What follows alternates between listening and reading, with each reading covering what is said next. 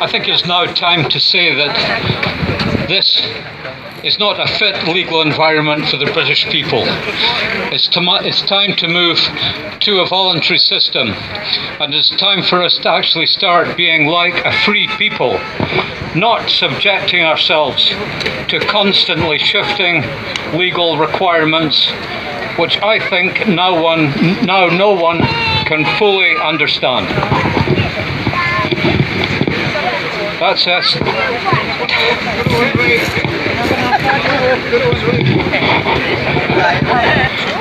Did you hear the bit that I just said? Yeah. Okay. Did you hear the speech that I just made? Yes. Well, that was Steve Baker, former Tory MP. So we now know that things are getting interesting. A war has broken out inside the Tory party. So unity is breaking down amongst the lockdowners, and that is great news for us. We should take great encouragement from it. He's not the only one. There are a whole number of Tory MPs. Apparently only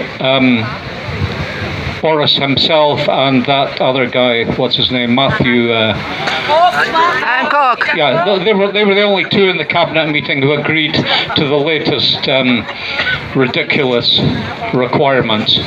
So that's extremely good news. And it's not just the politicians, it's also very evident in the press now. So the Daily Telegraph and the Express are now effectively anti-lockdown organs. Okay, I mean, I don't read the Telegraph every day, but when I come in on the train from Helensburgh, I read the Telegraph, and it's full of articles ridiculing government policy over the lockdown and calling for a return to traditional liberties.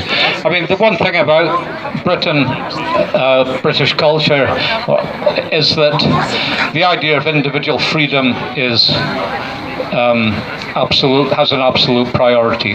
So whatever you think of the justice system in this country, and it's pretty well been something that they always make up just as they go along, but nonetheless the appearance of individual freedom is very important in this country, and it's very difficult for them to start intervening in private matters.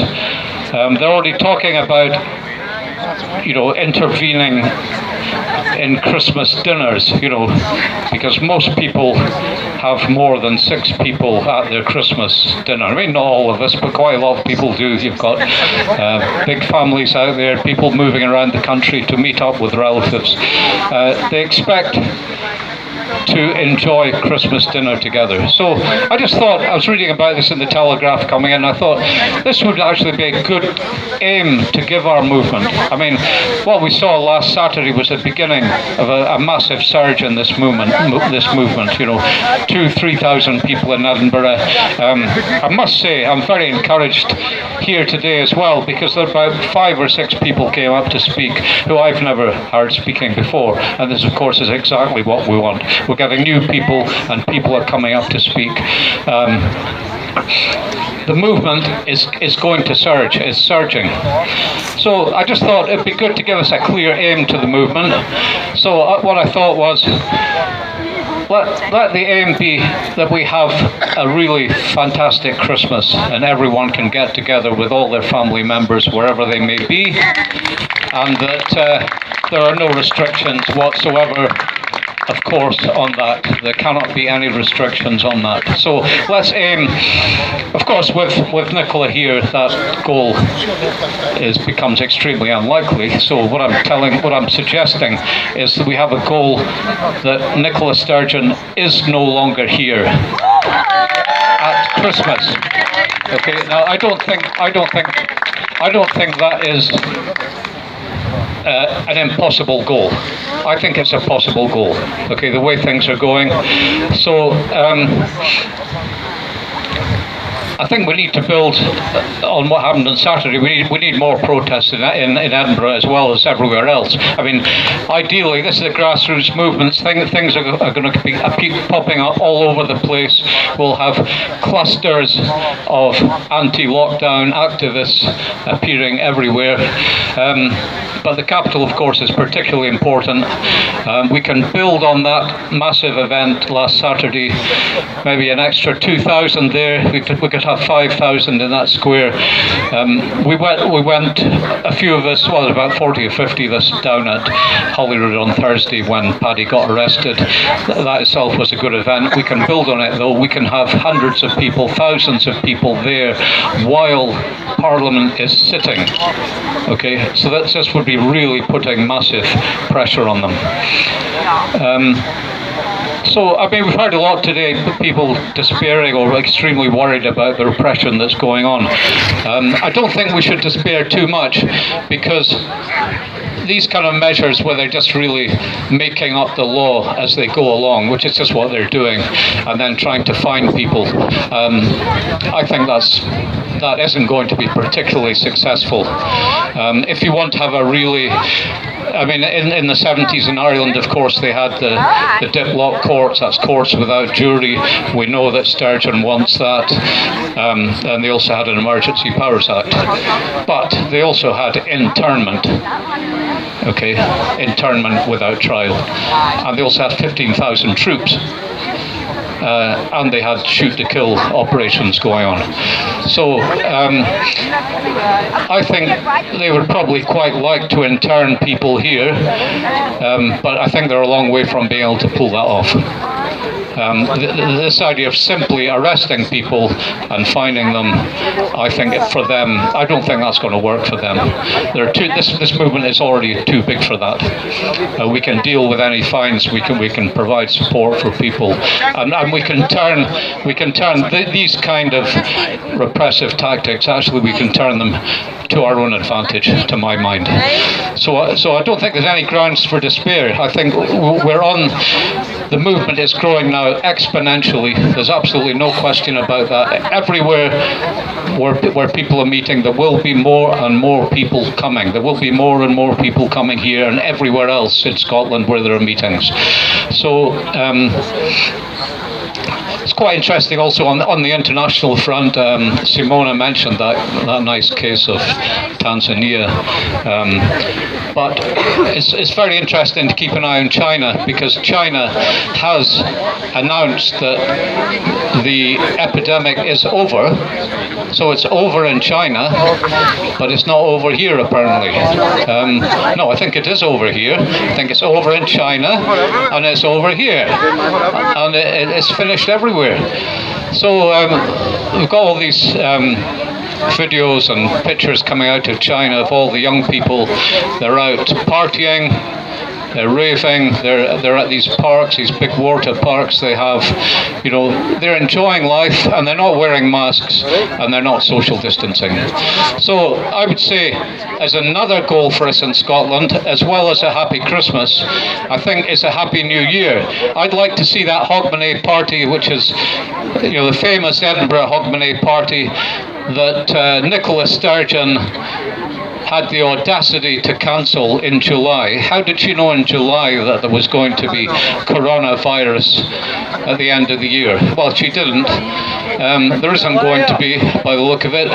So I think we should campaign for you know, not just a happy Christmas where everyone can meet together, but a happy New Year where young people can get out and enjoy themselves. I mean, I don't even care about the music now.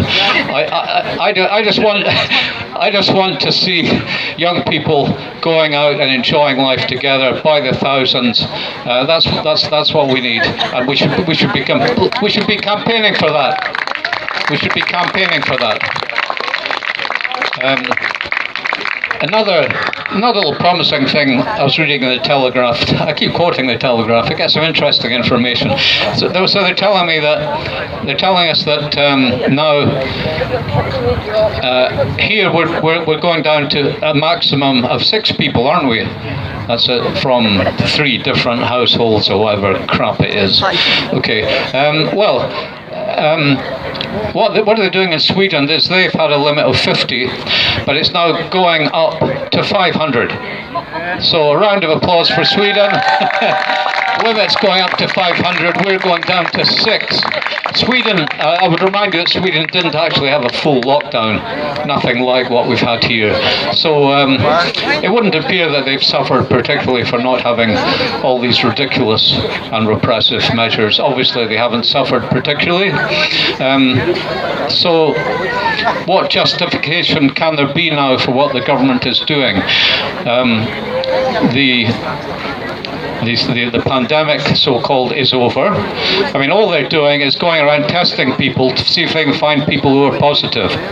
So you get a little cluster of positives, and then but they're basically asymptomatic as far as I can make out, because they never actually give any information about whether any of them have been hospitalized or whether any of them are seriously ill. I just assume they've tested positive and they're asymptomatic. So then they're talking about, there's an asymptomatic cluster, as they call it there, and then, that might infect another group of asymptomatic. So we've got people who have got absolutely nothing wrong with them, and apparently the danger is that will spread to other people having absolutely nothing wrong with them.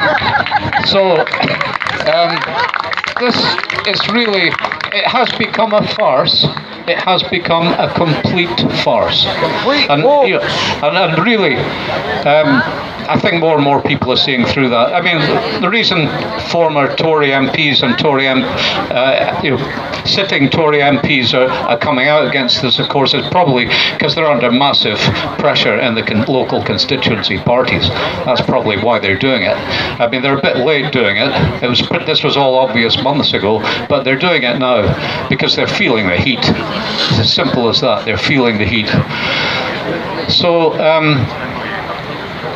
yes, the whole thing is more and more obviously simply a fraud, and they can't sustain it. We should take encouragement from all these events, and we should push on wherever we're organising, and we're talking about organising everywhere. We're talking about groups appearing everywhere. We're not talking about a single organisation. Things are going to be cropping up all over the place. As I say, I'm particularly looking forward to another event in Edinburgh, maybe in 4 weeks' time. Let's see if we get a couple of thousand more there. The great thing about it is it's so inspiring. The great thing about last Saturday, it just gave everyone such a lift to see so many people, and the mood was fantastic. I mean, the passionate mood, it was absolutely wonderful. So there's everything to play for. I'm still convinced we're going to win this. Yeah.